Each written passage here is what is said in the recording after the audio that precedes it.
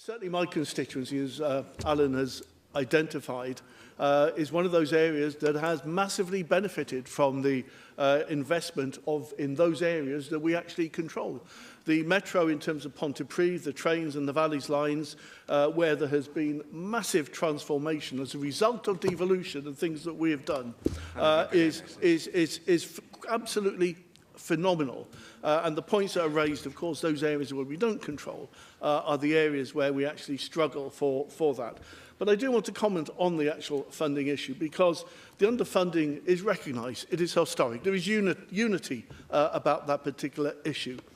And I do not accept the UK government's response to HS2 funding. I could accept an argument that says we cannot fund or the legacy of all the disastrous economic consequences of the last 14 years of Tory government. But I believe that we have a constitutional entitlement to the Barnett funding consequential. And the response from the UK government has been unacceptable, it's been inaccurate, it has been flawed, and I don't believe it is credible. You know, we had the Tories deliberately robbed Wales of funding that we were entitled to within a system of decades of massive underfunding. And it is only because of devolution that we're now able to start reversing some of the damage that was done over decades, and particularly since privatisation. And I think we are entitled to better than that. And what is not acceptable is that the consequential funding we should be entitled to is subject to a whim of government. It has got to be something that has a clear constitutional and structural foundation, and that is what needs to change. Now, that having been said, I do, of course, welcome the fact that there are conversations and discussions going, which may well result in additional funding coming in.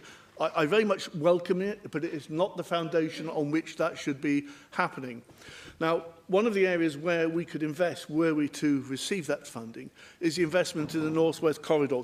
Taff Ely, Cardiff West, my constituency and the constituency of Mark Drakeford, is likely to having in the development of in the region of 10,000 new homes. A quarter of the households in both our constituencies do not have access to a car. There is no realistic non-car public transport option other than tram train, which I think is the option. The business case for that has been made. It satisfies all the decarbonisation and levelling up criteria. And we need a decision now on the reopening of the North West Corridor railway line, which has been preserved exactly for that particular purpose. It was set out in the documents and research that myself and the member for Cardiff West identified.